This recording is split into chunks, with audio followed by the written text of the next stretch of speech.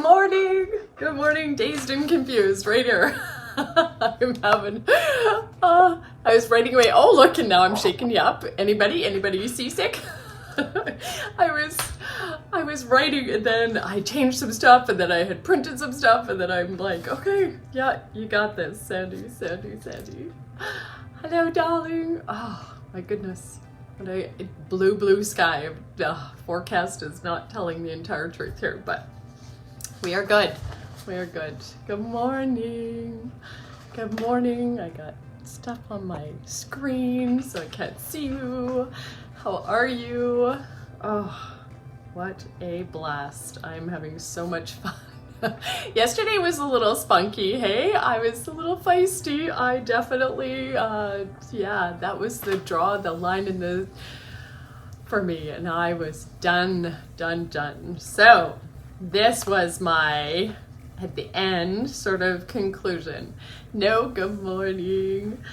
After standing in my truth, my power, and after refusing to be bullied or intimidated into buying into a very wrong perception of the day before's unfolding, everyone in our group camping trip was visibly uncomfortable, and not one person wished me a happy birthday. In their defense, it was a birthday trip, so it had been mostly nonstop celebration with amazing friends, but the actual day, 50 years after the birth of this feisty carrot top, was miserable for everyone. Congratulations, Sandy. This is your life. And the cumulative consequences of your every choice. Brilliant. When I got to talk to my oldest son, Corey shared his thoughts that literally changed my life that day. He said, "Hey Mom, here's how I see life. The first 1/3 of our lives are programmed by those around us." Doesn't that make sense? Like, we come into the world, and our parents and our grandparents and our siblings and our friends really do carve us into the selves that we are becoming. The second 1/3 of our lives, we are doing everything we can to live up to that programming. Basically, we are living what everyone else thinks and expects us to live. And here's where I really hope to see you move into, Mom. The last 1/3 of our lives should be lived for us, on our terms, and no longer to please anyone else but us. Holy shit, son. Thank you for that. Permission granted. Corey is absolutely one of my very favorite humans, and I absolutely could not be prouder to be his mom.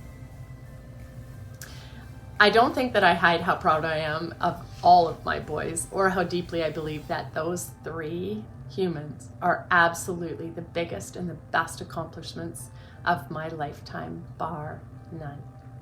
I changed that day, more than most days, far more than most days, or for that matter, most years. It was declaration time.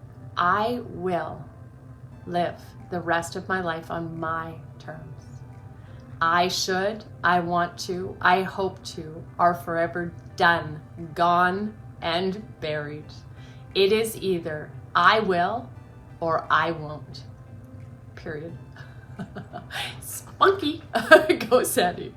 Alrighty then, Sandra Jane. What does the rest of your life look like then? It looks like being present in every moment. It looks like authenticity and unapologetically being me. It looks like a lot more time with Jared Hewitt and a few more coaches and mentors who have been where I was and done what I want to do. It looks like me investing in the most valuable commodity of all, me. I began buying books, e-courses, and making the conscious choice to spend my time, the most valuable commodity and the coin of each and every one of our lives, on me. I will never forget the first of many times that I was called selfish. It was like an out-of-body experience. For the first time in my life, rather than shrink and dim my light, I rose above and was the observer. I could see the attempt at manipulation and control, and for the first time, I didn't cower or cave. This, my darling fellow human, is the first step in healing and recovering from a codependent disease to please kind of life. So now this is where I got dazed and confused. So, okay. Here we are. Okay. As I'm writing this, I am reading my second delightful Eckhart Tolle. Good morning. Eckhart Tolle book called A New Earth. And I know you can't read it because it's backwards. But it's Eckhart Tolle, Oprah's book club suggestion. And it's called A New Earth, Awakening to Your Life's Purpose. So I'm reading 3 books this time. So it takes time, you know. I'm reading, I depending on my mood and where I want to go. And, you know, I have my business books, and then I have my, you know, Essence of the Human book, and then I have my, you know, entertainment book, and that's just how I roll.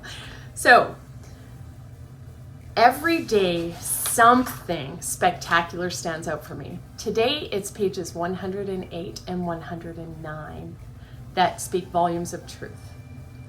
But I don't know who I am. I don't know what it means to be myself. Oh, how many times did I feel this way? I always knew what others wished and wanted, and I worked so hard to be that person in every situation.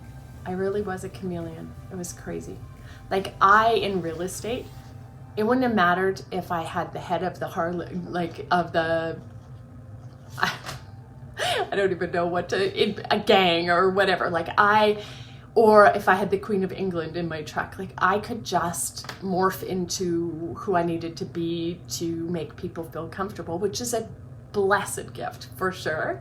But what happened really was that I lost the essence of Sandy. I never really knew what I wanted. If somebody said to me, what do you do? What do you enjoy?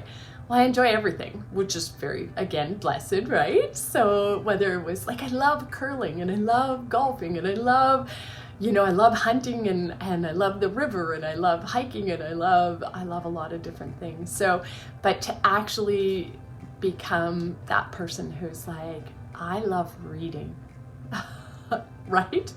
And that's something that I didn't do for years because I gave away my energy to other people. So from the moment I woke up, it was in service to other people, but reading is in service to me.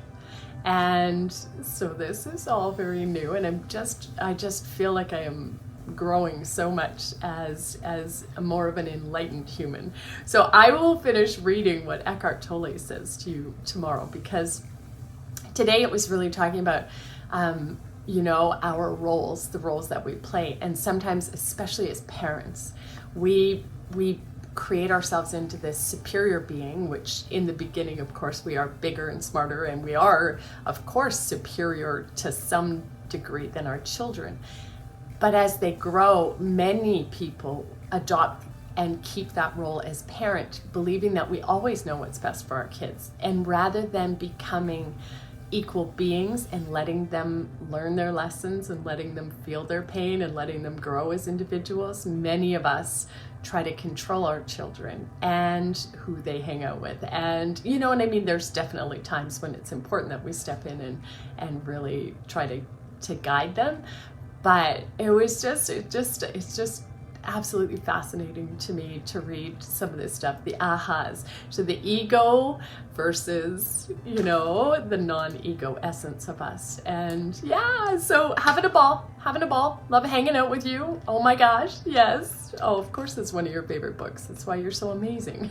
Because you're ahead of me in all of this. I love you so much, so much. So I hope this is just an incredible day in your world, and that you go kick some proverbial butt, being authentically, unapologetically incredible you. Mwah! Have a great day.